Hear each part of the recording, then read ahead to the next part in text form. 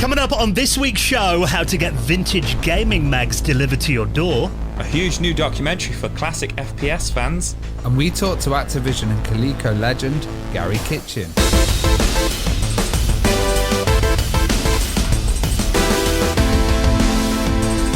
The Retro Hour podcast is brought to you each week with our mates at Bitmap Books. Now, you need to check out Super Famicom, the Box Art Collection. This is an incredible compilation of Japanese game packaging images, professionally short presented as a glorious hardback book, and features around 250 titles, including some that have never been seen or documented in print before. So you can check that out and lots more on their website at bitmapbooks.co.uk.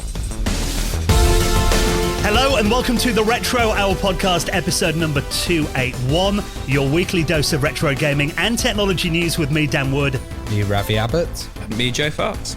And great to have you joining us for the show that takes you back to the golden age of video games, exploring all of those titles that we grew up playing, the companies behind them, taking you behind the scenes and chatting to the people that actually made those games that we all played as part of our childhood. And today, we've got the most incredible guest coming up. We'll tell you more about that, but first on the show, our little gaggle of geeks, which I believe is the collective term for a group of geeks. We're going to be getting our teeth stuck into the retro gaming and tech stories from over the last 7 days. You know, it's quite funny, actually, because we've been doing this show remotely for a year now, which over a year, actually, since around March of 2020.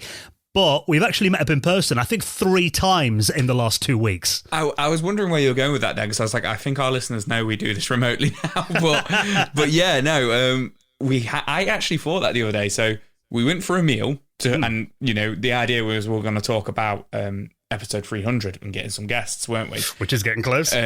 Which we ended up not doing. We just had the meal instead. Had a catch up. I'm just ignoring episode 300. And then, Ravi's got it all sorted. Yeah, and then literally, yeah. Ravi's got it. You've got this, mate. And then like 3 days later, it was my birthday. So you guys came to my birthday. That was lovely. Yeah, we all sat round and drank beers and had a chat. That was really nice. And we saw some other people as well that were involved behind the scenes with Retro Hour, which was kind of nice to catch up with. We did. And then about a week later, me and Dan saw each other, and we were meant to see Ravi as well, but it didn't go quite to plan, did it? Well, I'm going to come round Dan's house and have a drink soon as well. There you go. Drink him dry, yeah. Yeah, Ravi put on his Amiga show. Me and you sat in my little office and played Super Nintendo games. I whooped your ass on Mortal Kombat, which I'm sure you're still stinging about. You did whoop my ass on Mortal Kombat, and I'm not going to lie, I've actually been playing Ultimate Mortal Kombat all week since we played it, ready for a rematch. Get the practice in, mate. You need it. I think it's just that you've cemented into your brain Scorpion's moves, and they're always the same on every game. So you always just play Scorpion, wipe the floor with me.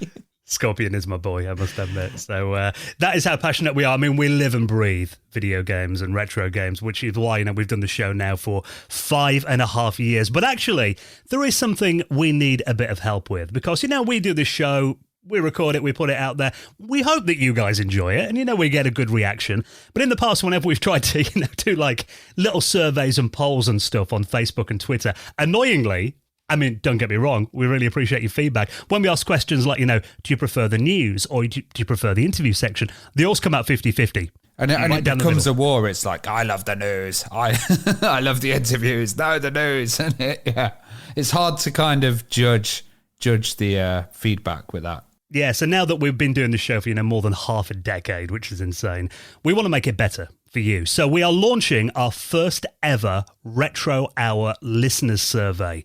Now, the idea is we've asked you a few questions in here, find out a little bit more about you. It obviously helps us with, you know, getting advertisers for the show that are going to suit our audience. It also helps us create the content that you're going to enjoy as well. And it's not going to take you long to fill it in, probably around 5 minutes. And in return, you could actually win an amazing prize. Ravi's put his hand in his pocket. Yeah, well, it's not just me, but we were thinking, like, we want to give a prize for this and, you know, get more people involved in the survey, because the survey is not very good if you haven't got many people doing it. Yeah. But, you know, there's so much choice in the retro world. What could we get? And we were thinking, let's get this system, let's get that. And actually, no, we'll just let you decide. So we're going to give away 100 Great British Pounds. And I guess this can be in any format to the random person that we choose that has won this, and we'll put all the names into a random generator, and then you'll have £100 or whatever kind of currency you're using to pick whatever you want. You know, you can spend it on a retro item. It's a bit like those magazines where they used to go, right, we're going to give you £100 to spend, and just see what you get. So that is the idea, really. We want as many people as possible to take part in this survey. Obviously, the more of you guys that do, the better we can make this show and tailor it to you. And like Ravi said then, in return, someone is going to win £100 to spend on retro goodies of your choice. So we're going to keep this open until the end of next month. The 30th of July will be the closing date, and then we'll select someone at random. You'll find the survey right now. Like I said, it'll take you 5 minutes. It's really, really going to help us out, so we'd hugely appreciate it. And it's pinned to the front page of our website at theretrohour.com. Now, today, we are going to keep that high standard that hopefully you expect from this show going, and we're going to be talking to a real veteran of the video games industry. Ravi and I spoke to Activision and Coleco legend Garry Kitchen. This is such a good interview. Oh, it's amazing because we've wanted Garry on the show from the very start, and, we've had David Crane on before, and these guys are absolute legends. You know, Activision was one of the really early companies, and Coleco, and Garry worked with them, but he's also working with Absolute Entertainment as well.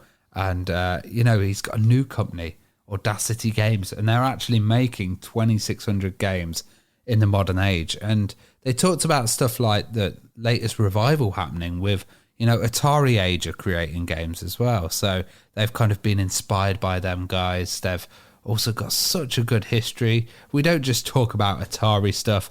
We get onto a lot later stuff because Garry's just done so much. It's unbelievable. Yeah, I mean, all the companies he's been involved with. I mean, like you said then, Ravi, the earliest days, we're talking about Coleco and Activision and those games we were making on the Atari 2600.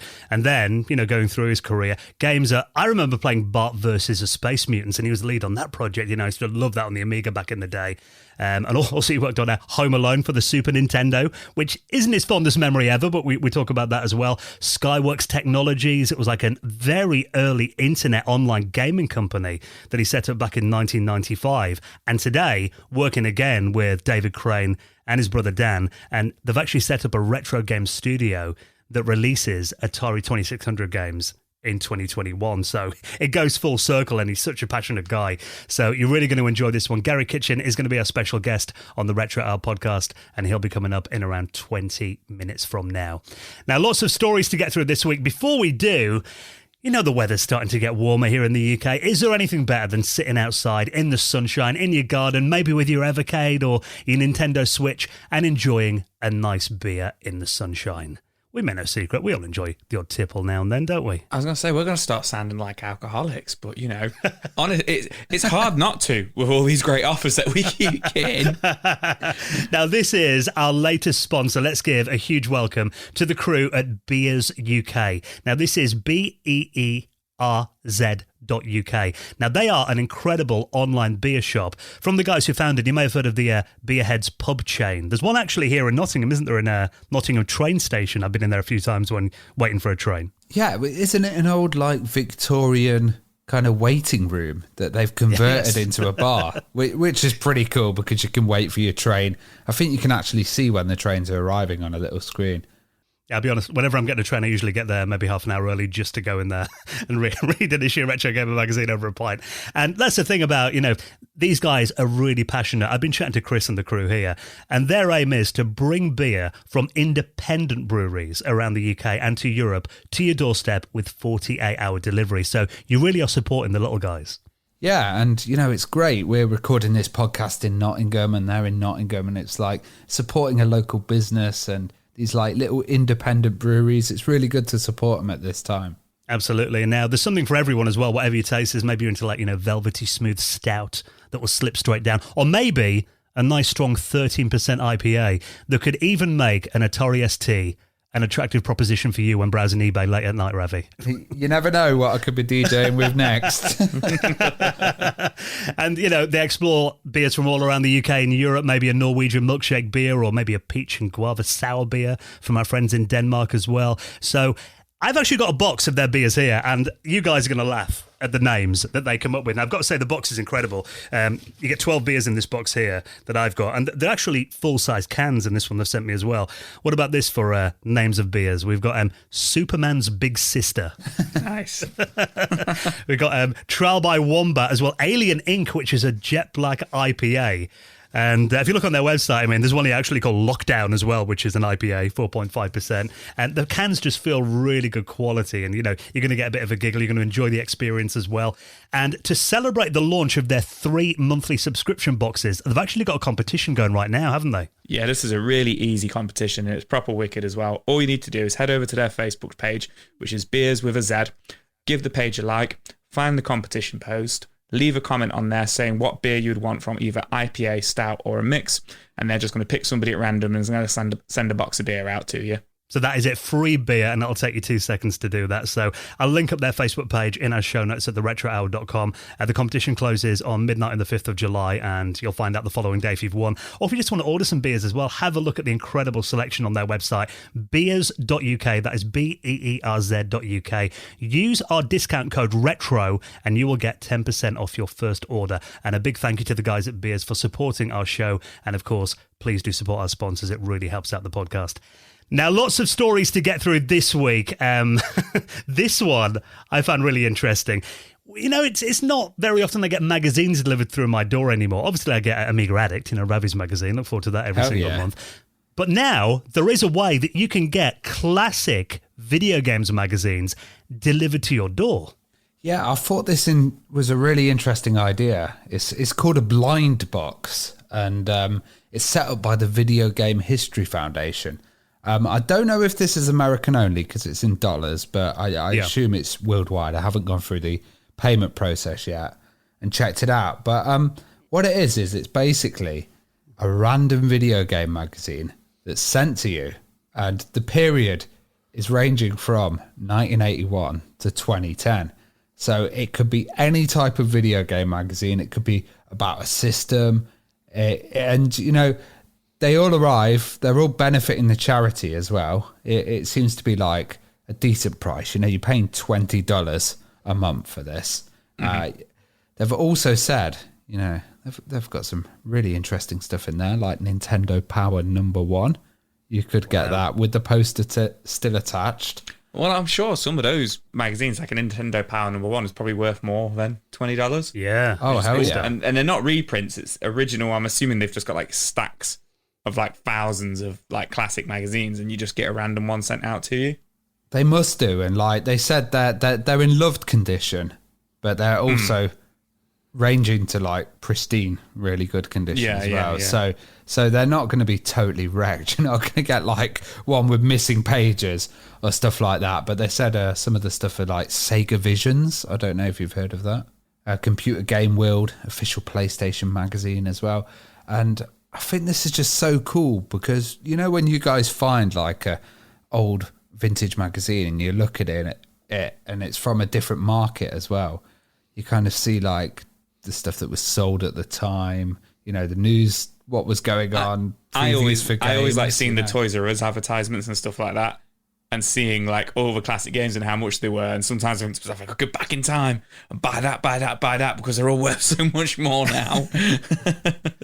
I know what you mean. I do that as well. Mainly flick through the adverts in old magazines. Yeah, it's crazy because, the prices stuff was going for then. That, at the time we thought was expensive. Yeah. But now, with retro stuff being often more than it was new. I've got to say that I think this is a really good idea.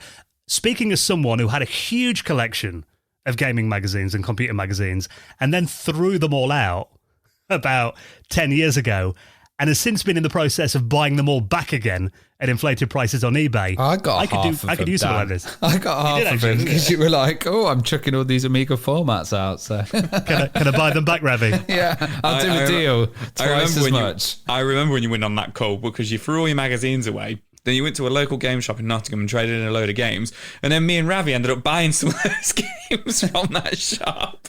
But then I come around and I see them and I'm like, what did I get rid of that for?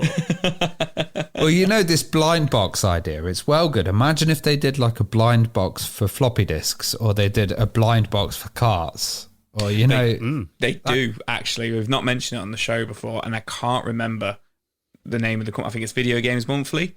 but they actually do. You can pay like $15 all the way up to like $55, and that depends what games, how many games you'll get, and essentially they send you blind boxes of like Mega Drive games, Game Boy Advance games.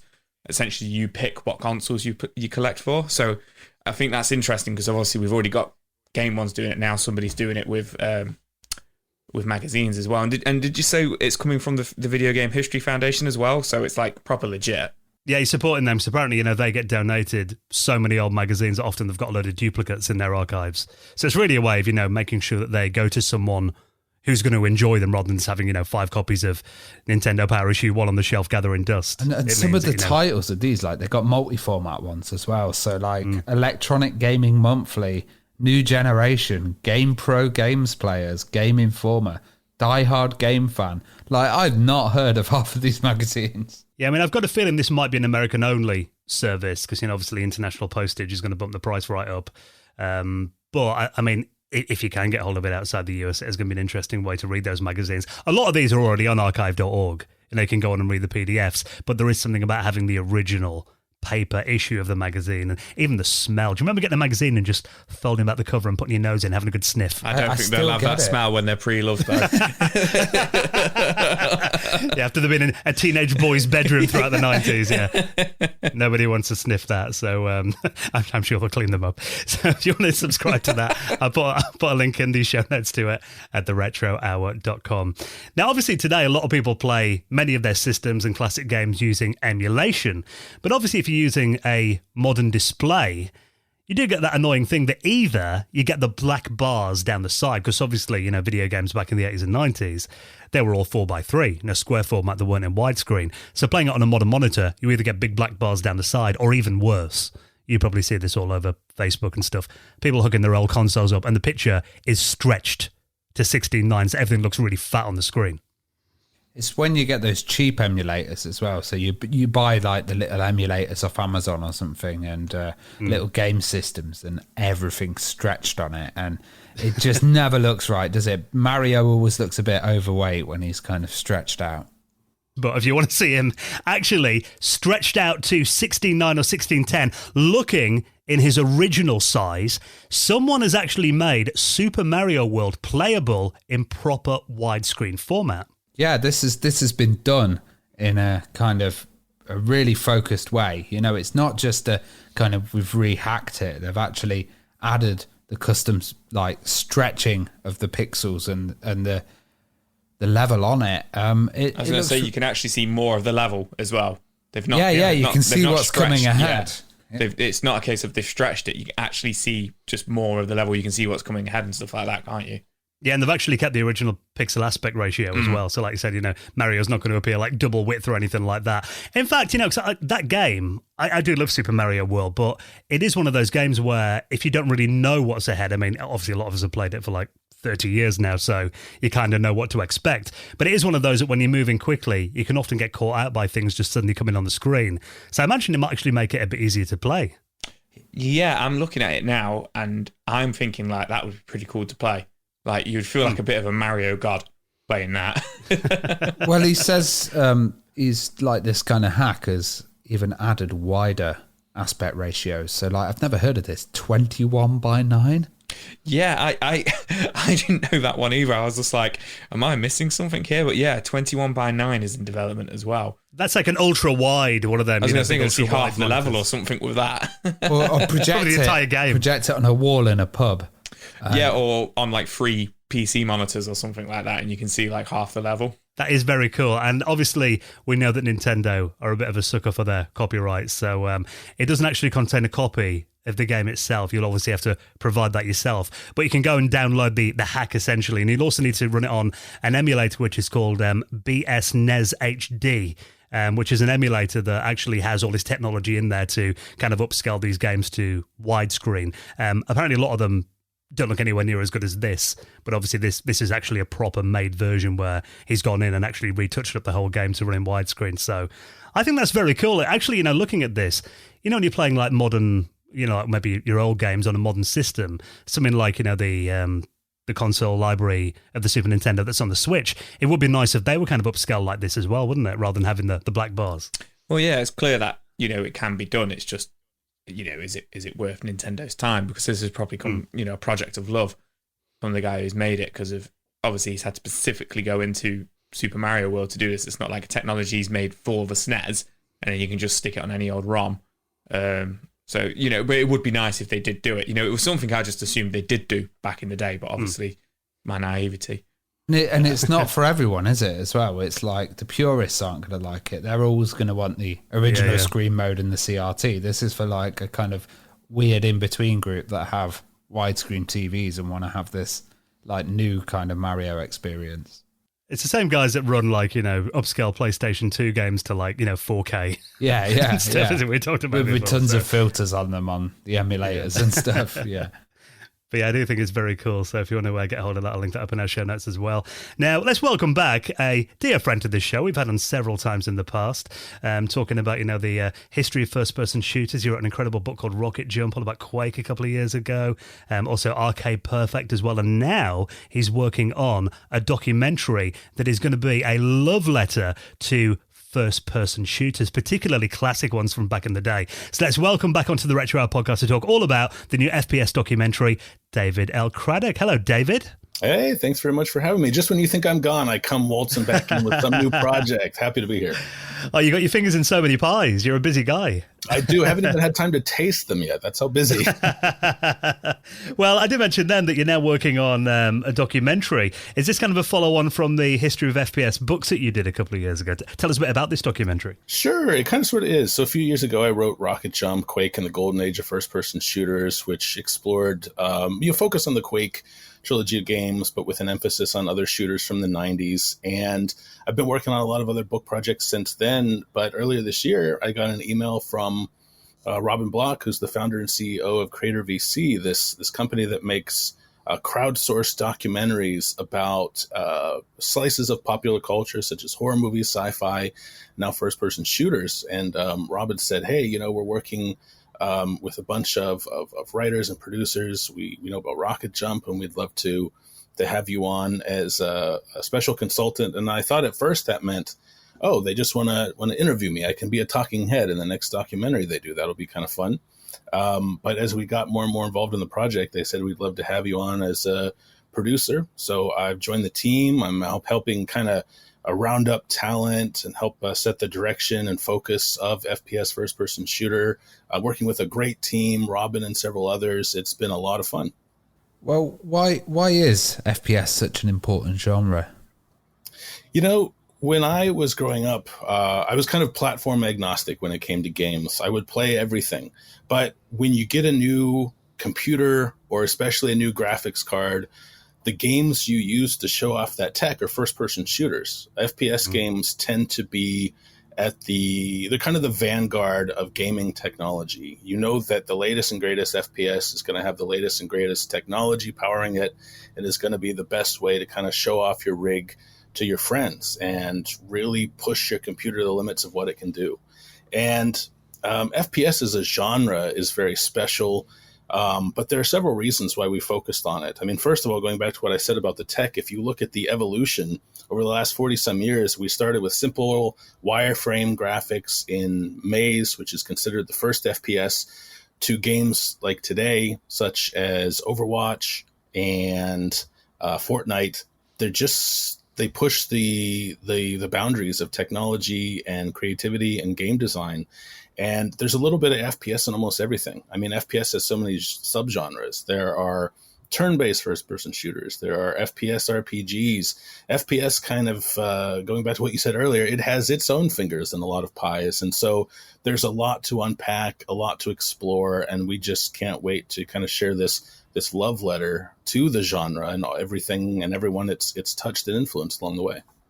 And I think, the longevity the genre's had as well, the fact that it is still really the predominant game genre, for these big AAA titles, 30 years after Doom's like crazy, I think, the fact that it's that, developed all the time and the fact that they're always coming up with new things. Oh, it really is. I mean, as a matter of fact, the Doom community is still thriving. You know, games like Doom 2016 and Doom Eternal are fantastic. But if you're still a fan of, I guess we call them now classic Doom, since there are so many, you can still fire up Doom 2 and play all sorts of mods, from total conversions like the Alien and Star Wars mods to Brutal Doom, which changes, you know, yeah, it adds a lot of like Mortal Kombat-esque blood and gore, but it also adds new weapons, new enemy AI. It becomes almost a whole different game. And really, I mean, I would say since Quake, which was considered one of the, maybe the kind of at the forefront of competitive FPS, that's one of the reasons that FPS is such a popular genre now. Not only is it fun for casual gamers to play, but if you look at a lot of competitive esports, most of them are rooted in FPS games. Well, the trailer looks absolutely awesome. So who features in it? Oh, we've got a really talented team, but as far as the all-star cast of game developers we're putting together, that's, I think, what's most exciting to me and the rest of the team. We're talking with folks from Dave LeBling, who was one of the original programmers of Maze War, to a lot of the id Software crew, you know, John Romero, Tim Willits, American McGee, Sandy Peterson, these influential designers and games from Wolfenstein 3D to Doom to Quake, Tom Hall. We're also speaking with Scott Miller, the co-founder of Apogee and 3D Realms. We're talking to Cliff Bleszinski about Unreal. We're talking to Randy Pitchford about Borderlands, Half-Life, Halo. We're talking to a lot of designers from Bungie about Halo.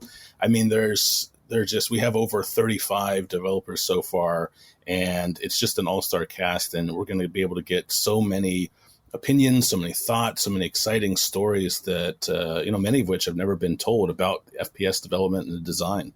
Are there any specific games that you've had to like really focus on to deep dive? Because I imagine if you did it, every FPS, it'd be about 20 hours long. The cool thing about Creator VC making these by fans, for fans documentaries is that a lot of them actually do have long run times. We're looking at 3 or 4 hours, but like you said, even though that's a lengthy runtime, we can't possibly cover all of them.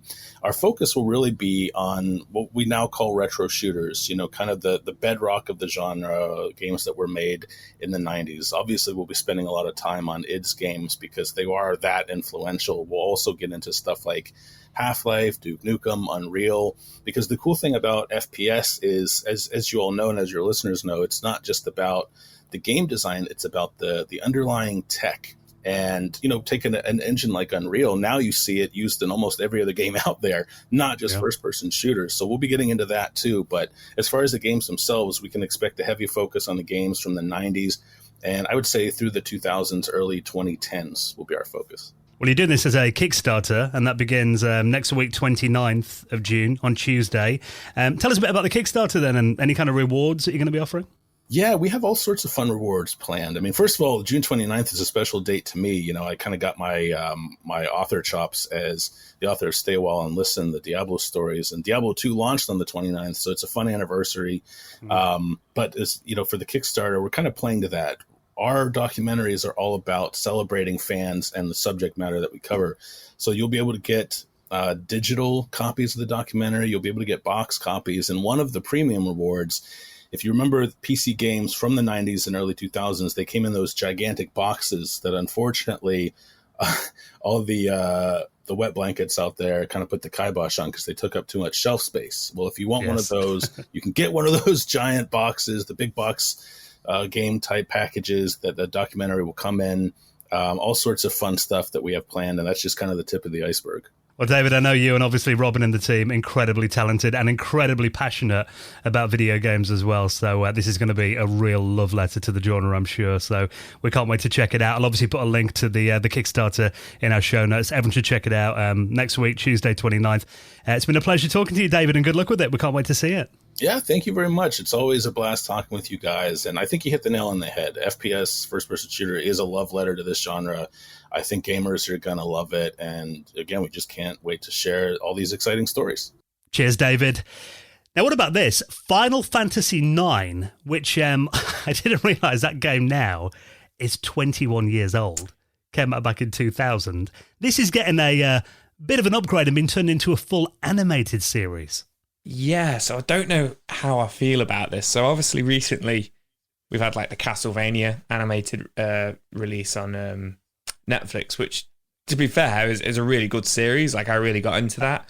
And You've watched it, yeah? Yeah, I've watched it. I've not finished the latest season yet, but I really enjoyed. I've been really enjoying it so far, and Resident Evil is becoming a Netflix series as well, which I can see why they're doing it, because there's all these like hot commodities at the moment, and there's so many like gaming is like the biggest media in the world these days. So I kind of see it, and Final Fantasy has that real kind of like anime look to it anyway, especially number 9. Not every single Final Fantasy game does, but 9 does. So I've heard the rumor it is a Netflix production, but I'm not 100% sure on that.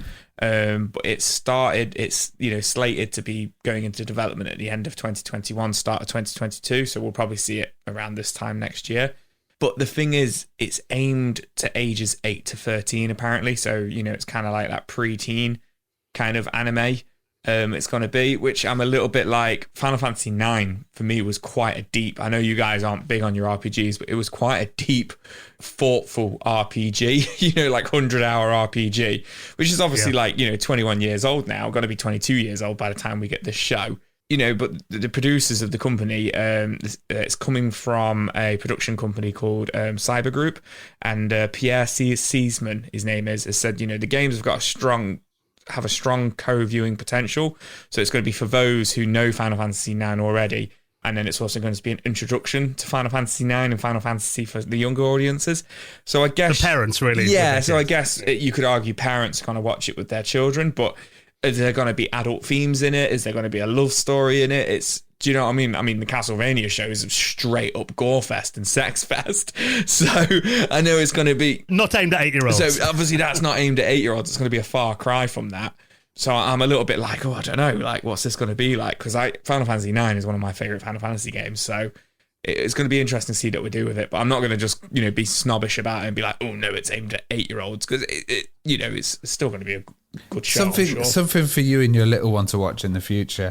Yeah, perhaps, but put that positive spin on it kind of thing. Like I say, I don't want to be negative about it, but I'm probably being a little bit reserved about it. But I'm sure it'd be an interesting watch when we do get it. I think your reservations are warranted, actually, because it is very difficult, I think, to create a show that actually appeals to 8-year-olds and their parents at the same time. Yeah, absolutely. And also capture the magic of the original game.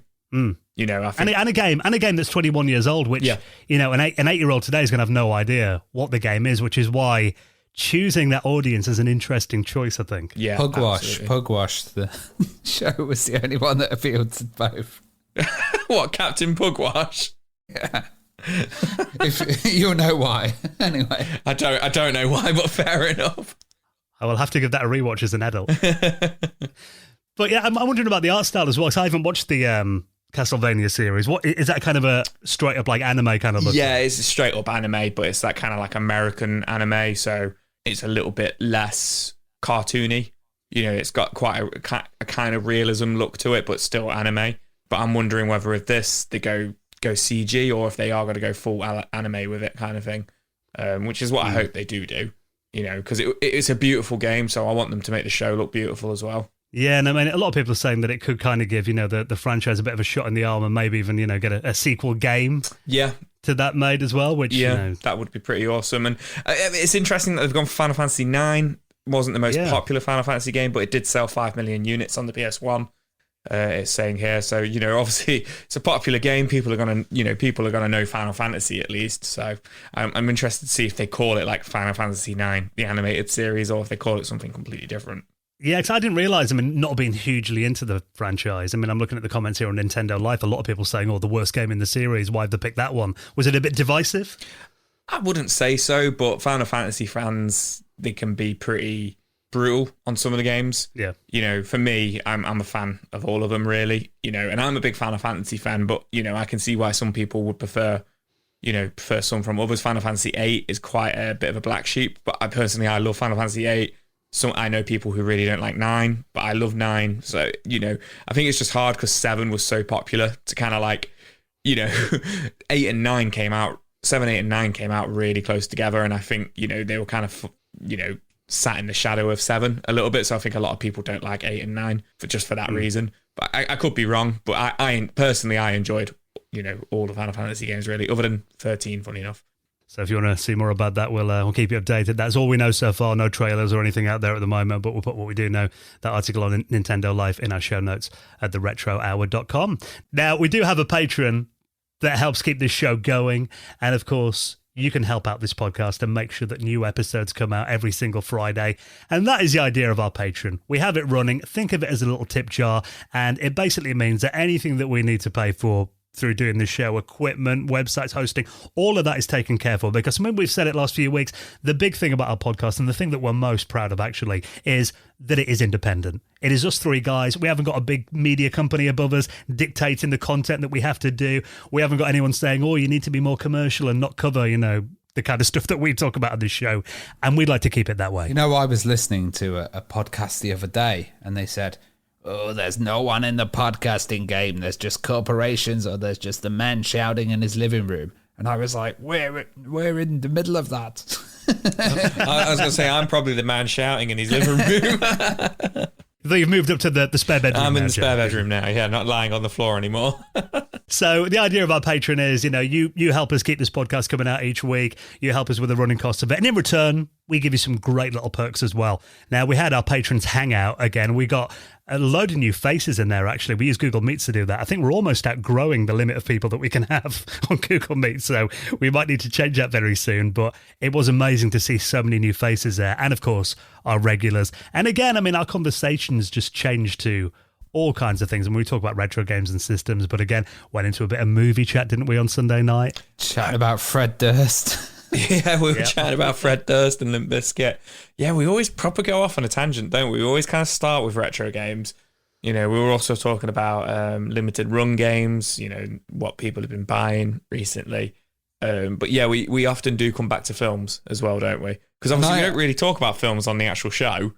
But I imagine so many of our listeners have probably got very similar tastes in movies and stuff. And one of our guys on chat, Richie, just mentioned something about an old phone. And then that got into mini discs and MP3 players. And we started talking about old mobile phones for about half an hour as well. Is it going to be the retro movie hour next? Yeah, maybe. Yes.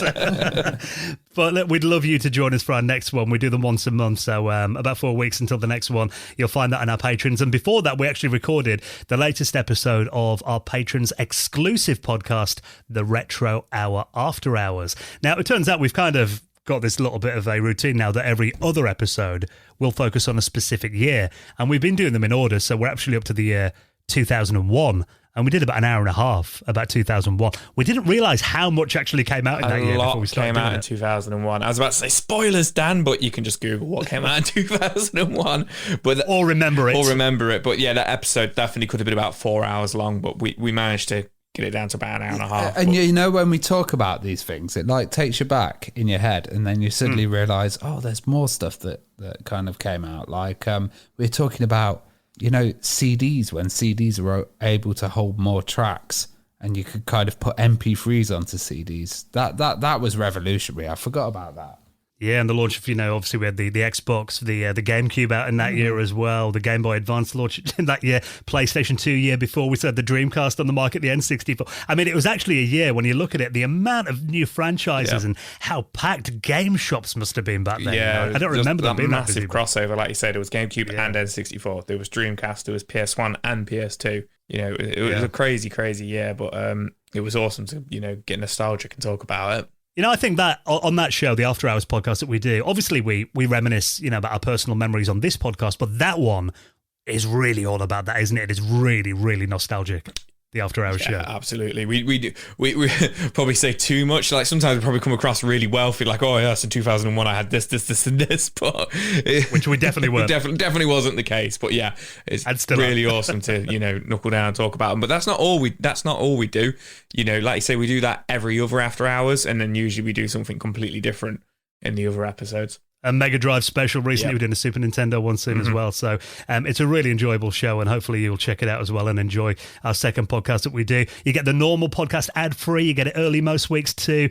But really the main reason that you're backing us on Patreon is just to keep this podcast coming out and make sure we can keep bringing you these incredible guests. And of course, for backing us on there, you will get a mention in the most prestigious high score table in the world of retro gaming, the Retro Hour Hall of Fame. And a big thank you this week to Dave Wilkinson, Scott Brian Fraser, Brian Brooks, Jim Weil, and Ollie J, who all backed us on Patreon. We massively appreciate that, and you can do the same on our website. You'll find the link at theretrohour.com.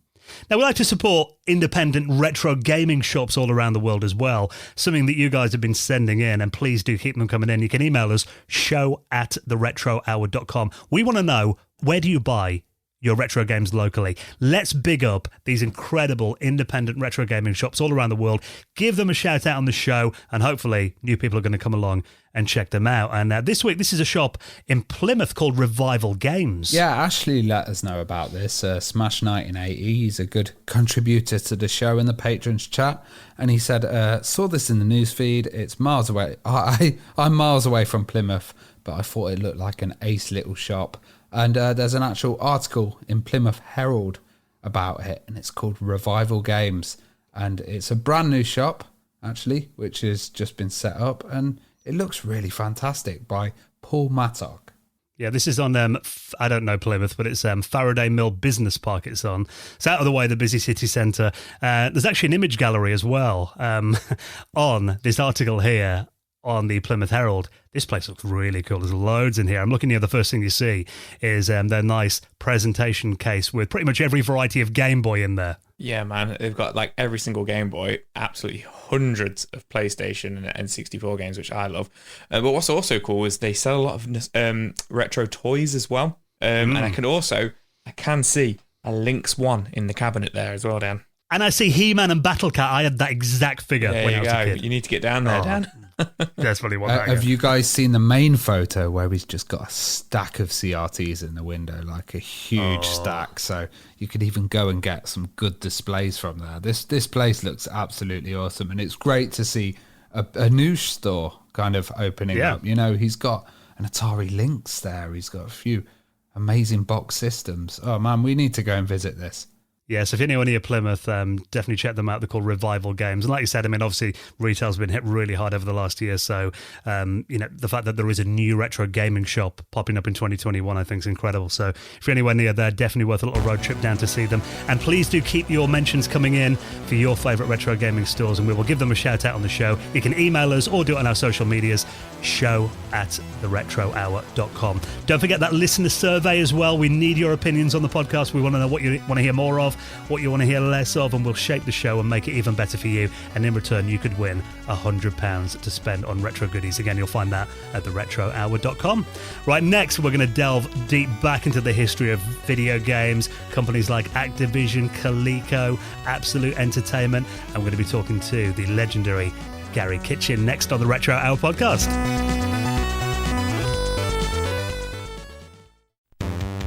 You're listening to the Retro Hour podcast, and it is time to welcome on this week's very special guest. And today we've got a true veteran of the video games industry. Worked with so many legendary companies, including Activision, founded Absolute Entertainment. Today is back to making retro games as well, with the new Audacity games that we need to talk about in just a bit. But let's welcome on our guest this week, Garry Kitchen. Hello, Garry.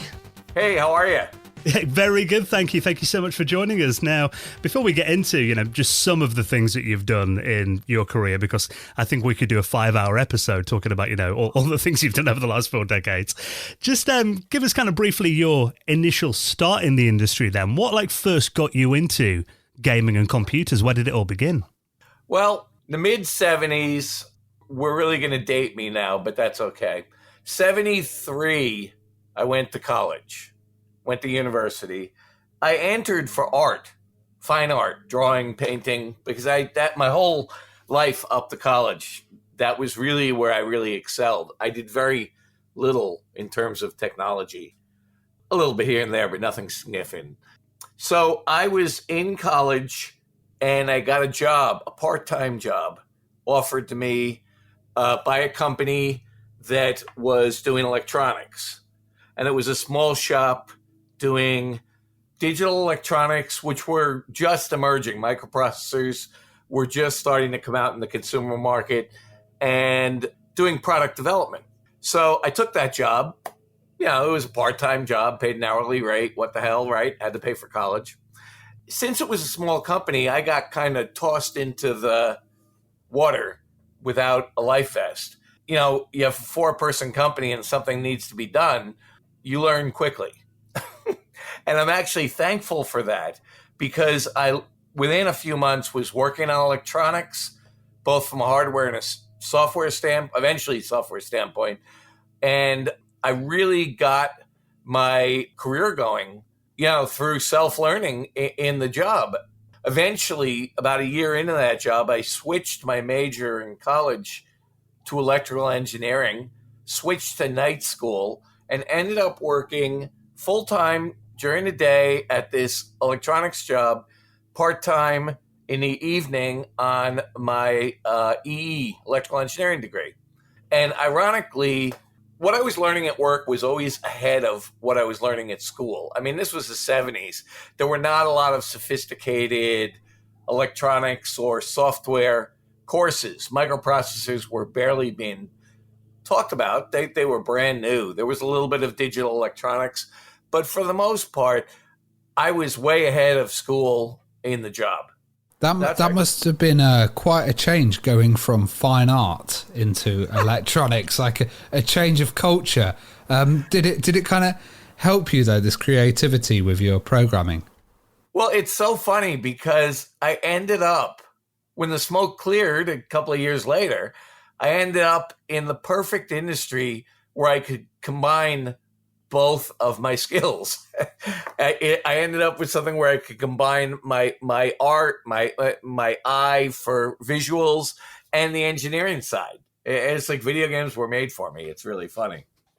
I read that you reverse engineered the Atari 2600 as well to see how it worked. Yeah, I ended up doing that while I was working for the company. Originally, we did a couple of handheld toys before I got into video games. And these were 4-bit microprocessor-based toys in the late 1970s. We fortunately got into Parker Brothers, huge toy company. Monopoly is their claim to fame. And we ended up doing 2 toys for them that were 4-bit microprocessors. I learned how to program creating those 2 toys. I had never programmed, and I was the guy left standing when they said, does anybody want to volunteer to program? And then the Atari VCS came out in 77. And by 78, we were seeing it really start to take over a lot of the electronic toy market. And we were working on handheld toys at that point. So I went to management and said, we should really look at this Atari machine. I went out and bought one, ripped it open, and reverse engineered it, figured out how it worked so that we could create games on it. So how did you get your first job, like, out of the toy industry, but then directly in the video game industry? Oh, in the video game industry. Well, I mean, I was at this small firm. The electronic toy work, the firm grew from 4 people, probably 20. Then, and I was learning and achieving and really progressing at a rapid rate. And then I suggested we get into games because I had seen the machine and knew its capabilities. And once I got into reverse engineering it, that took about 6 months, still at that company. Then I wrote Space Jockey, which was my first video game, and that was an output of the reverse engineering process. And the management of that company, I didn't own the company, management of the company went off and made a deal and published Space Jockey. And at that point, I went to them and said, look, I demand a raise. I was making about $11,000 a year, I think, at that point. And they didn't want to accommodate me. So that's when I left. And that was probably 81. And as soon as I was out the door, my brother Dan and I started a software consulting service. And very shortly thereafter, I got contacted by Coleco because they were looking for someone to port the Donkey Kong game onto the Atari. And at that point in time, given I had reverse engineered it, I was, one of one who was available to program that. All the other Atari programmers were either working at Atari or Activision, which had spun off. As far as independent programmers to program on the VCS, I think it was pretty much me. So they hired me to do that, and then I was off and running in the industry. You know, that Donkey Kong port that you did to the Atari 2600, you know, that is, obviously to launch your career, that is a really big title. I mean, it was a very popular arcade game. And your version of it, I know, was considered very technically impressive because a lot of the Atari 2600 games had, like, you know, screen flicker and stuff on there as well, which yours didn't. So technically, how did you manage the port then? And were you given much assistance with it? The only assistance I got was Coleco gave me an arcade machine. So I had it in front of me. I got nothing, you know, in terms of source or graphics from the arcade game. Fortunately, I had reverse engineered the machine and already written one game. So I was past the learning stage. I was starting to refine the type of techniques that I would use on the 2600. And, you know, it was just sheer sweat, blood and sweat. I worked probably 4 months, 100 hours a week. I was on a tight schedule, as always was in the game industry, at least back then. The holiday season meant everything. I couldn't miss the holiday shipping season. And it was really a point of pride to me that I wanted it to look as much as it could look like the arcade game, given the dramatic limitations of the machine. Not only was I schedule challenged, I was also ROM challenged because I did that game in a 4K ROM. And at that point, 8K ROMs were available. But Coleco was standing over me saying, we're going to sell every unit that we make, given what they saw of what I was doing. It's just not worth the extra money per unit to go to 8K because they're going to sell every unit they possibly can at 4K. And I had done a pretty good job on 2 of the 4 stages that were in the game. And to them, that was, you know, good enough. And I was out of time anyway. So it went out that way. As you said, you were one of the only people kind of doing arcade ports back then. You could have just really done it quickly and, like, you know, slapdashed, got it out there. But your pride kept it at that high quality. Were you given a machine and were you given, like, the assets? And none of that. I got a machine, but I got no assets. So you had to kind of reverse engineer that and do that yourself as well. I mean, really, the code would have been of no value to me. It was 16-bit, and I was working on an Atari. And the capabilities of the hardware, I think, were 128 sprites on the screen. The Atari had 2. So really, I had to just approach it as a new project. You know, and it was a massive hit for Coleco. They ended up selling about 4 million units in the 4 or 5 months after it came out, Christmas of '82. And I read an analyst report on the company because they were public. And I read an analyst report for 1982. And, you know, they have a massive product line, Cabbage Patch Dolls and ColecoVision and all these other toys. And they had 550 toys in the market in 1982. And my little 4K cartridge represented 25% of the total revenue of the company. Wow. So they were happy. I always find it interesting that obviously Coleco were making games for, you know, what was essentially their rival system, you know, their biggest rival. Was there any kind of resentment, you know, from Coleco that they kind of had to make 2600 games to earn, you know, as much money as they did? Yeah. I mean, it was purely a financial decision. They licensed the game from Nintendo, obviously, and they would have been crazy at that point to not bother licensing the rights for Atari because Atari was 80% of the market. So, you know, they would have left money on the table. They were smart enough to know, hey, yes, we want the ColecoVision to shine. And yes, we're using this as the linchpin to launch our new console, but you can't leave $100 million on the table. It always impressed me as well that the ports were, you know, well, the games they put out on the Atari 2600, like, you know, your version of Donkey Kong, were actually very good versions as well. They didn't kind of, you know, artificially make them poorer than the ColecoVision versions, which, you know, some people might think they would. Well, you know, that's a massive rumor on the internet for years now. I'll read on social media, on Facebook or Twitter, that, everybody knows that Coleco, you know, made the 2600 version terrible. to make the Coleco sell. And I can't tell you how many times I have had to say, I'm sorry, that is just not true. I mean, I get a lot of grief even today from people who say, oh, the game was terrible. It didn't have all 4 screens. Now, people weren't saying that in 1982. It was a miracle that there was anything like that on the screen, given the machine was capable of doing Pong. But in hindsight, a lot of people criticize it for not having all the levels. And, you know, it is what it is. I did the best job you could possibly do for the time. And one other thing, the logic was vast majority of people who knew the arcade game had only seen the first 2 levels. I mean, what percentage of people who play the arcade game were able to defeat the first 2 stages and get to the third stage? 10% of them, maybe? So rather than having 3 or 4 ugly, bad playing stages, I focused on getting the first 2 very, very good. If I had more time and more ROM, I could have put in a third stage or a fourth stage. I didn't, but I wanted to make sure the first 2 were true to the machine. And I guess they were just happy to have it at home as well. Yeah. And not have to pump quarters in. I remember going in the stores and seeing people's reaction to it. You know, I think a lot of what's talked about online today is revisionist hindsight.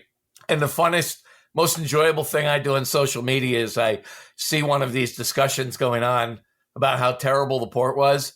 And then I insert myself at some point, just like some Joe who happens to be on Facebook. And I say, you know, I think the port was pretty good.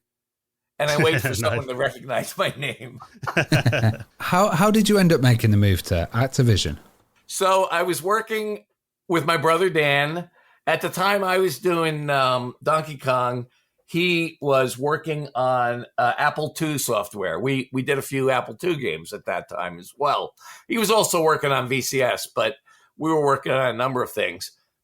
And I was probably two months away from finishing Donkey Kong and thinking about what we were going to do next. So I picked up the phone and I called the main line for Activision. And the reason I did was it was obvious to technical people like us that Activision was really raising the bar on the Atari 2600. I mean, the work they were putting out, you know, in the first couple of years was just incredibly better than what was coming out from Atari.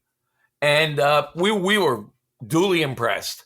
So, you know, for us, it wasn't so much about where we're going to make the money as much as it was who do we want to be working with? Who's making the best quality software? So I called them and I got eventually someone on the phone who ended up being the vice president of product development. And he kind of had a who the hell are you attitude. And I said, well, I'm working on the Atari 2600. And he didn't believe me because he said, no, you know, Atari people, Activision people write 2600. As far as I know, there's nobody else. And I said, well, I'm doing the Donkey Kong for Coleco. And he said, can I fly out and see you? Suddenly knew it was real. So he came out, we met, we went to California, we ended up joining Activision. We were also talking to Atari at the time, but we liked the feel of Activision. We had great respect for the founders and the work they were doing on 2600, and it was a great fit for us. I mean, Activision just seemed like, you know, the most cutting edge company in the industry at the time, I imagine. You know, this group of ex-Atari renegades who went ahead and made their own thing better than what they were doing at Atari. Yeah, I remember when the first Activision game came out. You know, Dan and I were avid players, and I called Dan and I said, I was at Toys R Us and there's some game out for the Atari and it's not from Atari. And he was like, what the hell are you talking about?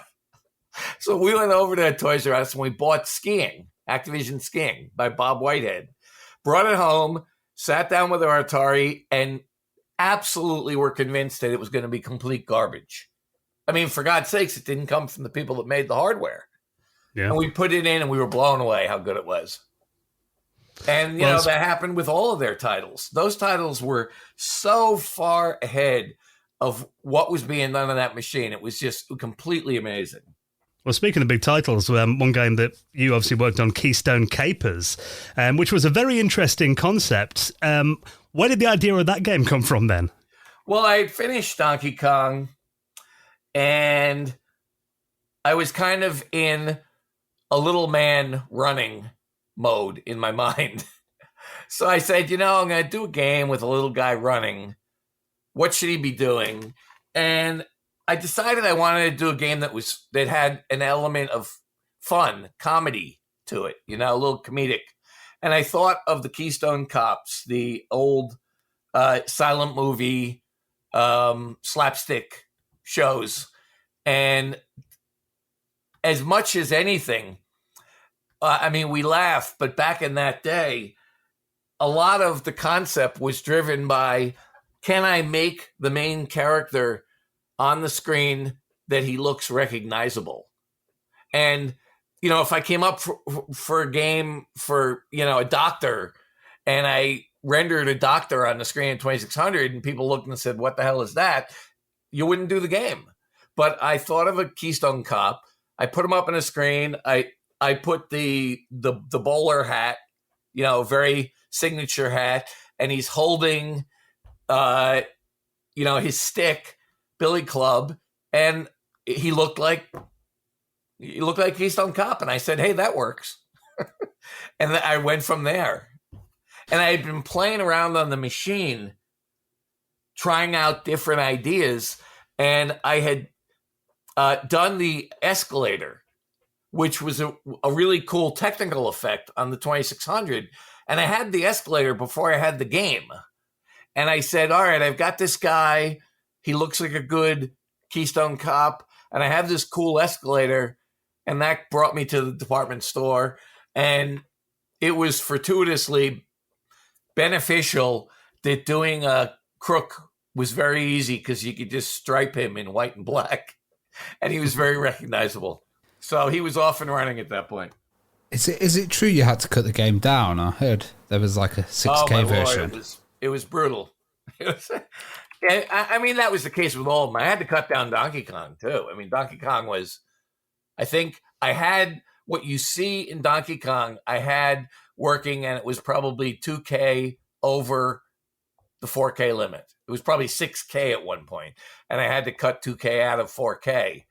And I've said in other interviews that honestly, that's my favorite thing out of everything in programming is cutting bytes. I enjoy optimizing code.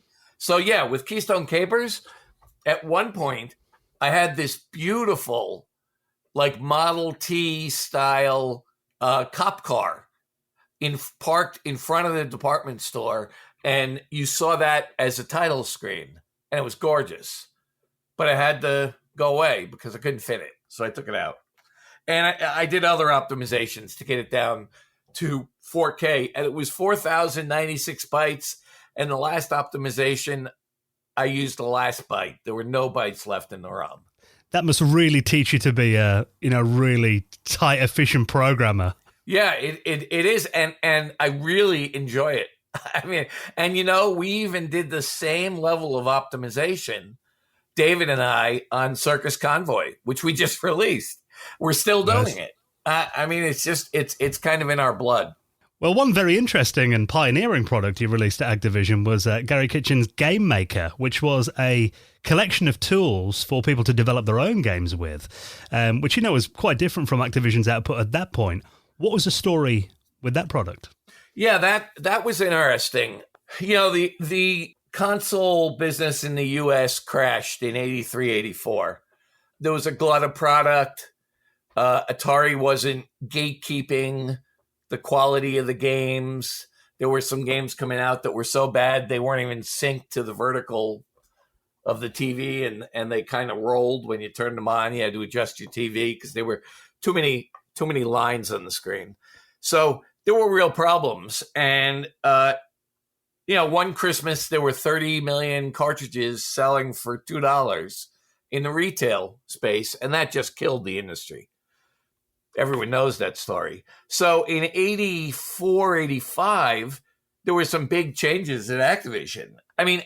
In my opinion, Activision management overreacted and basically said, arcade games are dead. action games, the type of games we've done, are dead.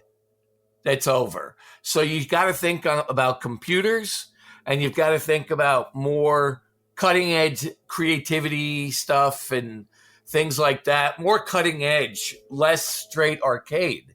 And it's funny because I was working on an action game that I really liked on the Commodore 64, and I put it aside based on this strategy coming from the top. I put it aside and I worked on Game Maker because it was completely different and a new concept. And it took about a year. I had another programmer helping me, a team of artists. And, I really think that Game Maker was the best work I ever did. And I've always been disappointed that it's at that point in time, the industry was build a game, release it, move on to the next game. And today, it's build a product, put it out, and then enhance the product, work with the product, put out revs, and the product lives for years. I wish we had done that with Game Maker.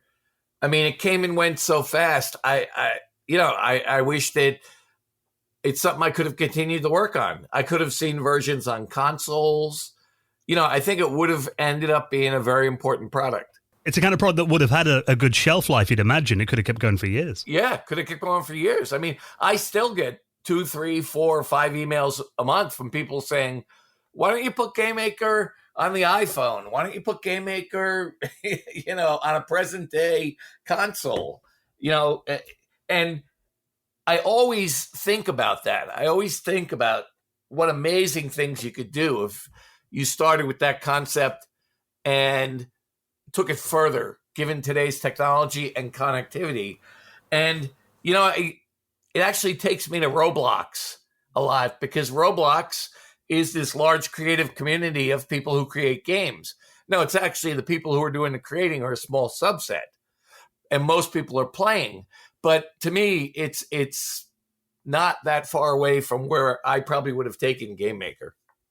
Was there much resistance to it, like kind of giving the users the power to create a game? Because you look at, like you mentioned, Roblox, but also stuff like Unity nowadays and huge engines that people can use. Was there kind of an idea of let's keep this within the industry?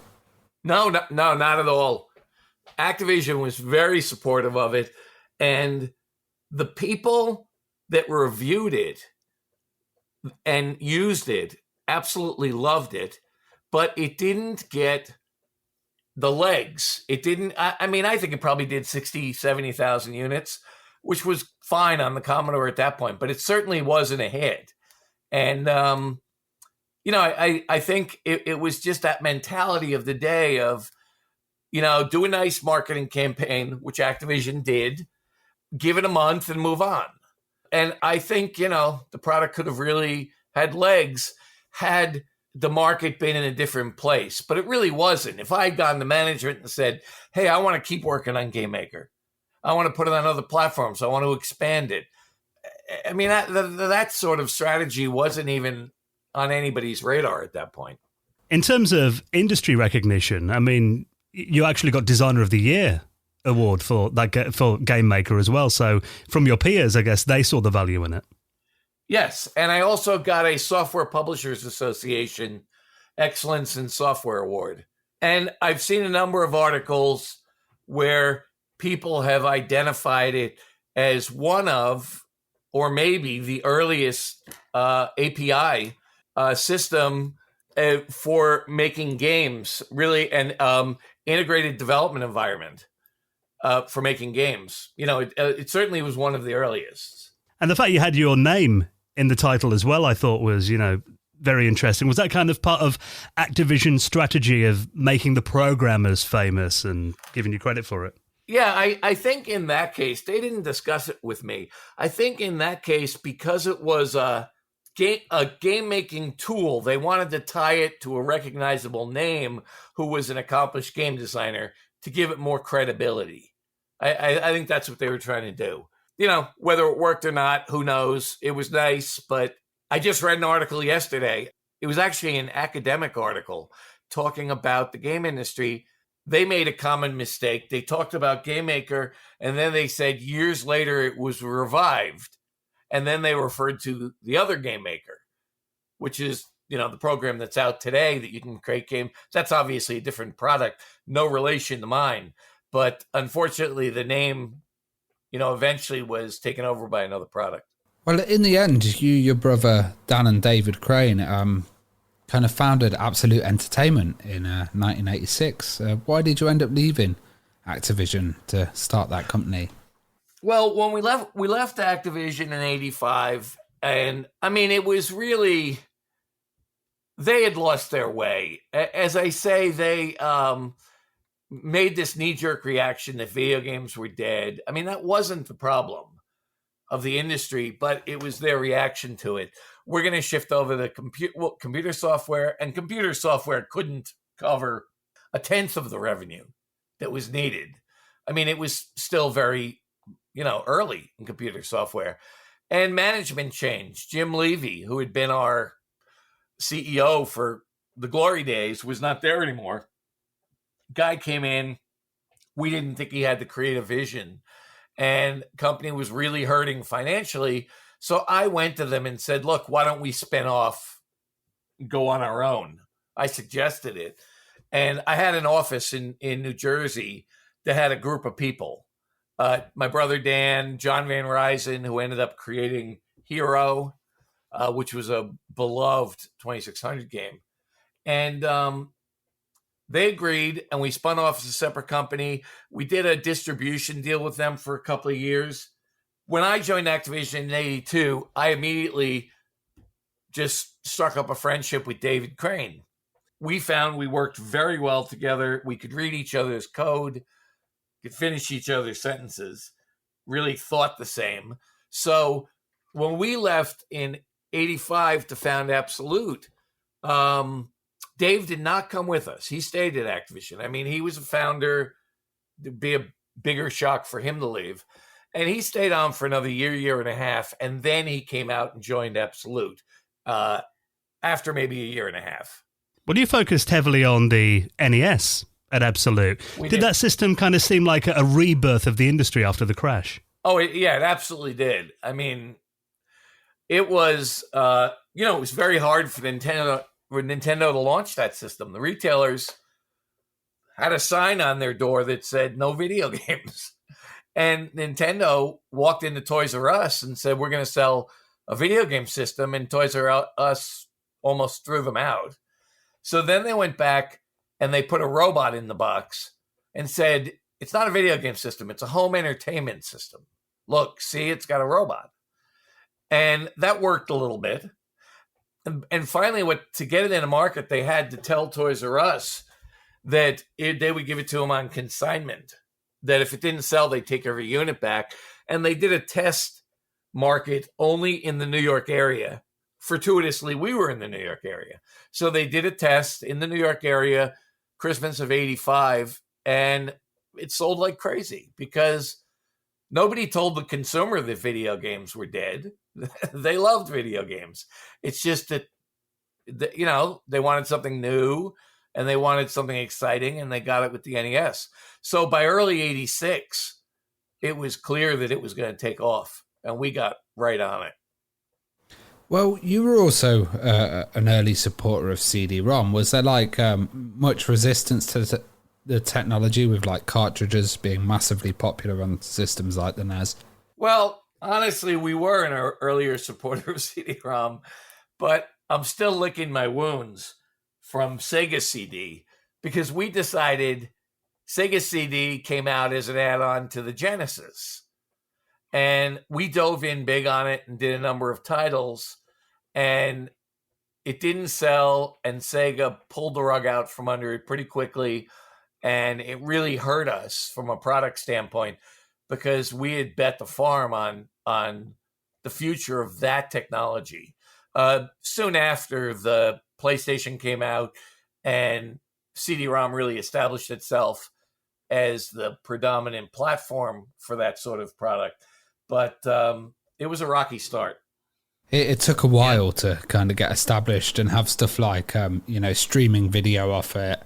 and those technologies. What was it like in those kind of early days trying to get stuff working? Did you have to work from the ground up pretty much?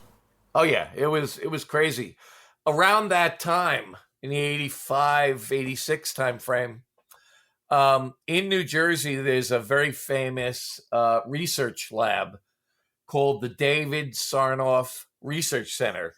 David Sarnoff is an engineer who founded RCA, Radio Corporation of America, 100 years ago.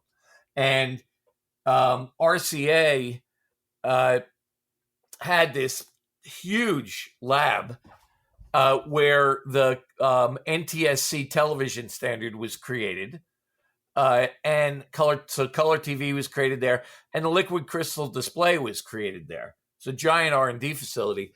And RCA contacted Activision in '86 and said, look, we're working on some new tech that may be applicable to games. Can you lend us somebody to work with us from the game application side? So since I was in New Jersey, I ended up consulting with RCA Labs, Sarnoff Research Center, in, I would say, 86, 87. And they were building CD-ROM technology to do full motion video. And as far as I know, they may have been the first. They had some amazing tech.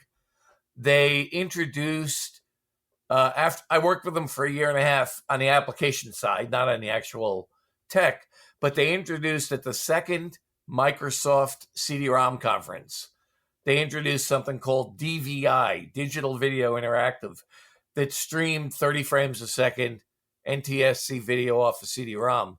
I was very excited to be part of that project, and it certainly ended up, foreshadowing what was to come in the industry. I mean, I remember the first time I saw, video, admittedly in a very small postage stamp size window, but it blew my mind when I first saw it, because we'd never seen anything like that before. Yeah, I mean, once in a while, I'll be sitting here holding my iPhone with its 7-inch screen, watching a movie in high definition, and I'll just stop and say to myself, wait a minute. Could you have ever imagined 25 years ago, that you're sitting there holding a high definition television that, weighs less than, half a pound? Maybe in Star Trek. But it's exactly right. It's mind boggling. Yeah, you look back at what you needed then, like, huge MPEG plug-in cards and everything back in the day. It was crazy. Right. Well, one big title that you had, obviously, and I was a huge fan of this game as a kid, Bart versus the Space Mutants. And, at the time, early 90s, Bart Simpson was the coolest kid on the planet. Oh, yeah. So what was the story with that game? So we talked about the NES launching in 85, 86. One of the first people who recognized its potential in the U.S. market was Greg Fishback, who started Acclaim. And I knew Greg because he had been the vice president, or he had been the president of Activision International in the 85 timeframe. And he left Activision somewhere around the time that I did. And I kept in touch with him. He actually was on the East Coast. And he immediately started Acclaim, went to Nintendo, and became the first U.S. licensee publisher. And I spoke to him periodically. Acclaim was doing great guns then, but they were only bringing titles in from Japan. It's a little known story that Nintendo initially didn't believe that you needed to create products in North America. I met with them in early 86 after I could see how well it did in 85 at Christmas. I went up to Seattle. I met with NOA and introduced our company, David Crane, myself, and my business development guy. And we said we wanted to make games for the NES. And they said, why would you want to do that? And we said, well, I want to develop games for the platform. And they said, you don't need to do that. There are 1,000 games in Japan. You do not need to make games in North America. Just license games. I tried to explain to them cultural differences and, games that may make sense over there wouldn't make sense here. They were resistant. And I went back to Seattle probably 3 or 4 times in 86. And we had very cordial meetings, very good relationship with them. And sometime around the mid 86, Jim and I, the vice president of product development, and the vice president of business development, and I walked into Nintendo for a third or fourth meeting to try to convince them. And they threw a contract on the table and said, all right, we're going to let you develop for the platform. And we were the first North American company to be licensed to develop on the NES. Greg had started Acclaim. He was publishing other people's games from Japan. We were the first NES developer. And they explained to us, you have the license to do it, but the development system costs $35,000 and it's completely in Japanese. So best of luck. And we said, well, can we make our own development system? And they agreed. And we ended up making our own development system, which we marketed to other companies in North America, and really got it off the ground in North America because of our persistence of talking to them. And I've had a wonderful relationship with Nintendo since then. But anyway, so we were the early developer on the platform in North America. Greg Fishback called me 1989, 1990, when The Simpsons was still little vignettes on the Tracy Ullman comedy show. There were 5 or 10 minute vignettes. And he said, I got the rights for a game for this crazy show. Watch it and tell me what you think. And I watched it, and you could immediately see the appeal of Bart. And I signed on with him. I was very fortunate. He trusted me to get it done. And we ended up doing 5 Simpson games for Acclaim. They did very well in the market. It was a great opportunity for us to work with Greg, and I think he was pleased with the outcome. Well, I thought the concept was quite interesting because it was like 2 layers of game. You had the aliens with the kind of in the background, and you put the 3D glasses on, and the kind of aliens would emerge. It was a bit like B-movie style. Pretty novel. Where did that concept come from? Well, it's really funny. When he asked me to watch the show, I didn't know The Simpsons. I didn't know Matt Groening. I mean, virtually no one did. It was just on this Tracy Ullman show. So I called a friend of mine who worked for Warner, who I had gone to college with, brilliant creative guy, who was very, very involved in films, TV, comics. I mean, this guy was a wealth of knowledge. And his name was Barry Marks. He was my good friend from school. And I called him, I said, Barry, what do you know about this thing on Tracy Ullman?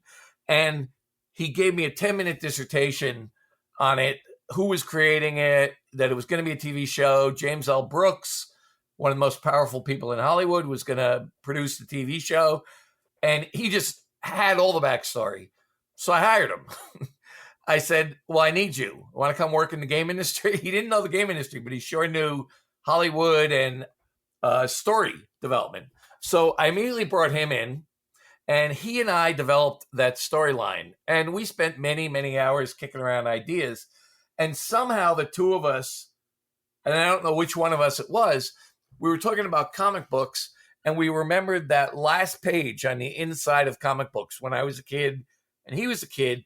You'd always got to the last page, and it was all these cheesy little ads, tiny little ads, dozens of them on the page. Like gain muscles and stuff like that. And one of them was the 3D glasses that let you see through women's clothes. The X-ray specs, yeah. Yes, the X-ray specs.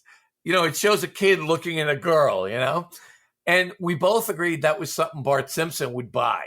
So that's really where the concept came from, was from those X-ray specs. And then we, well, what's he looking at? He's not looking at girls. What's he looking at? And then we thought of the aliens.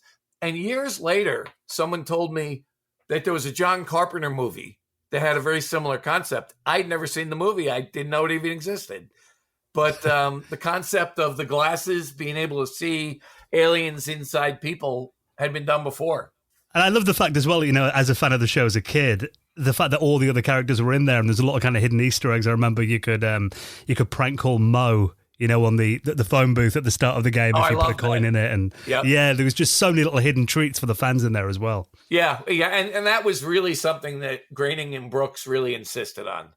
They wanted to make sure it wasn't 100% Bart-centric, that there was a lot more in there about the entire family. They kept saying, this is the Simpsons family. This is not just Bart. And we really, really enjoyed that. And that was, something that Barry really got passionate about, is making sure that we were true to the Simpsons universe when we did it. Well, speaking of movie licenses that you worked on, one of the biggest movies of the time, Home Alone for the Super Nintendo. What memories have you got of that project? None good. I was talking to somebody about that time of the industry the other day. This insanity in the industry of, I'm going to start a project in June and I need it for Christmas. That we're actually lucky the industry survived that stuff, and games constantly being shipped before they were ready, before they were done. I mean, I'm sure you guys know this. It's not a secret. And that was one of those cases. It was THQ. They came to us late with the license. It was only a few months to do the game. I had someone working on it as lead programmer, and he melted down, couldn't take the schedule, couldn't get it done. Just the pressure was too much. So I had to dive in, and I wrote a lot of that code. And I remember doing it under enormous stress and strain. And it was a nightmarish project for sure. And I am so glad that the industry, I think, has gotten better than that. And the game that Dave and I just finished, Circus Convoy, the best thing about that game was it took 3 years to do, and there was nobody standing over us saying it has to ship for any particular date. We didn't finish it until it was finished, until we said, it is perfect. We've put everything in it that we want. And that's the way you should develop a game. Well, you and David Crane also founded Skyworks Technology in 1995, and that was like a really early company in internet gaming. Did you see some huge potential with the internet back then? Yeah, we really did. And what we saw more than anything was there was a great challenge in the cartridge game space, back in the time of The Simpsons, early 90s, where you had a lead time of 10 or 12 weeks to get cartridges. And obviously cartridges have silicon chips in them and they're expensive. So you had expensive inventory and you had a delay. You couldn't get it instantly. It took 10 or 12 weeks. So you would estimate how many units you need, order 4 months before the holidays, import it in, put it on the market, and it may sell through real fast. But at that point, you don't have enough time to reorder and get stuff in for Christmas again. Or it doesn't sell and you're stuck with tons of units. So inventory management of hard goods was very hard in the game industry until CD-ROM. Because with CD-ROM, they were lower cost and you could turn them around in a matter of days. So in 95, 96, when we started Skyworks, we were really focused on, we want to deliver games digitally. We don't want to deliver physical goods. We want to deliver games digitally. No inventory, no markdowns, no returns. We were looking at it purely from what is the best way to deliver games to consumers. And that's really what we focused on. And you're about 10 years ahead of the curve there. Yeah, we were. And we had to figure out how to make money at it because, as you know, for the first, it's even true today to some extent, but for the first so many years of the World Wide Web, the business model was free. Just everybody wants everything free. Free didn't work for us. So we really were very early in working with major advertisers to bring sponsorship into light, fun, small footprint games, which when the Wii came out, There was a name for it. There was casual games. Before that, it was just free internet games. But we did a lot of free internet games that had major sponsors in them. So we got the revenue through advertising. Well, Garry, bringing things forward to today, we can't wait to talk about this. Audacity Games now, your long-running partnership with David Crane continues, and your brother Dan as well. And you've now gone retro with a new game studio, and just seeing, if I go onto your website here, seeing an Atari 2600 game with your name and David's name on there, that is just incredible. So tell us where the idea came from to do a retro game studio, and what's the mission of Audacity Games? Isn't it ironic that I just finished giving you a big speech on how we wanted to get away from physical packaged goods. And here we are launching a physical packaged goods game. On cartridge. Boy, it's really strange, isn't it? So anyway, what was it? 10, 12, 15 years ago, people started doing homebrew on the Atari. 10 years ago, maybe. They started hobbyists fooling around, putting out some homebrew games. And then Atari Age started getting some programmers to do games, and they started publishing limited edition games. And with that going on, David and I are often asked to go to these shows and speak or sign autographs, meet people. And we love doing that. We have a great time doing it. And we do it a few times a year. Well, more and more people would ask us, hey, did you ever think about writing another Atari game? And we would just look at each other and laugh. And because, you look back on it and you say, it was really the most fun we ever had making games was making Atari games, because that platform is just really fun to work with. But, you would look back on it and forget how hard it was to do. It's incredibly difficult. Really incredibly difficult. And I would say to Dave, hey, maybe we should knock a game out. And he'd go, do you hear what you're saying? It took us a year to do a good game on that platform. Why do you think suddenly that we could do it in 2 months? What's changed? And he was right. You really can't. So we never really considered it. And then about 3 years ago, a website was put up called 8-Bit Workshop. I don't know if you've ever seen it. It's a Java-based integrated development environment for 8-bit games. Mainly the VCS is all I cared about. And I stumbled on it. I read an article and somebody mentioned it, and I went to it. And you bring it up, and it's running Javatari, which is a Java emulator, Java VCS emulator. And to the left of the VCS screen, it has an editor and compiler. So you can literally write line by line 6502 code. It compiles while you're typing. And on the right, you get a VCS display. And you can download a couple of example code and stuff. And now you've taken it and you've put it right in our face. Because we always used to say, well, even if we were going to do it, what tools would we use? So I called Dave up and I said, you have to see this website. And we both looked at it and laughed about it. And we started fooling around with it. And somewhere in there, I introduced my brother Dan to the website. I told him about it. All of us jointly kind of decided, we should do something.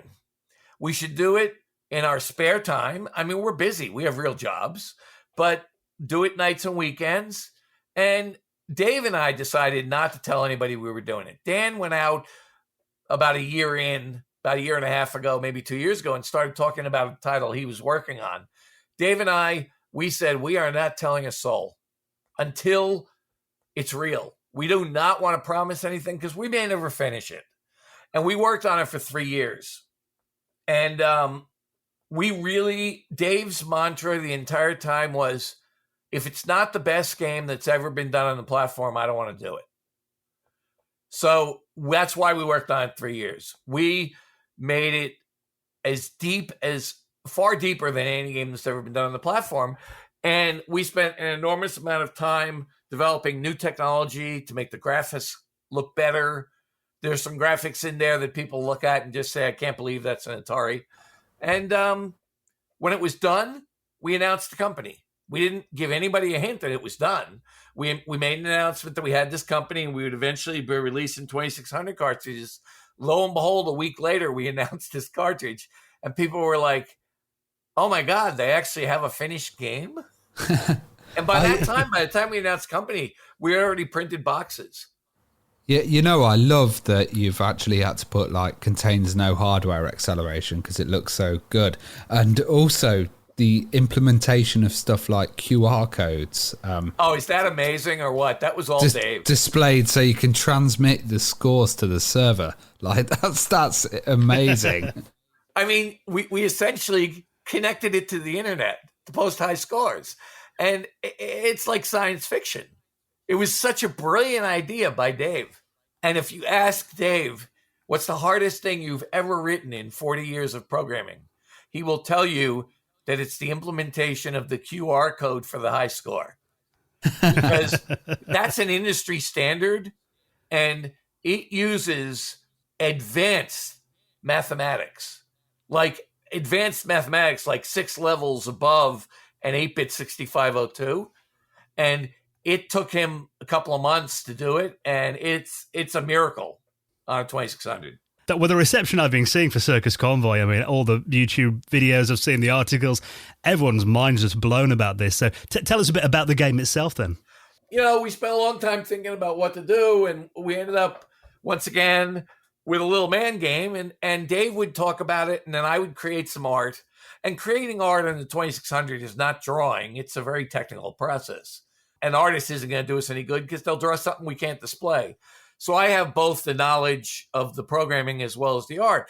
So I focused more on the art, and I created a character, and then we talked about where he is, and we came up with 18-wheelers, and we said, yeah, but as an 18-wheeler, can we even do it on the 2600? Can it look good?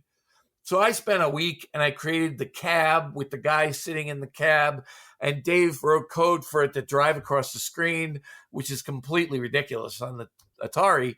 And we had that and said, yeah, we can do this. And we kept pushing the envelope, adding characters, adding levels. The game is about 250 screens. It has 6 mini games that are contained inside the trailers. You unlock trailers with keys or other special tricks. You go in and you play mini games, and it has an entire inventory management system with a dozen things that you can find and use and control.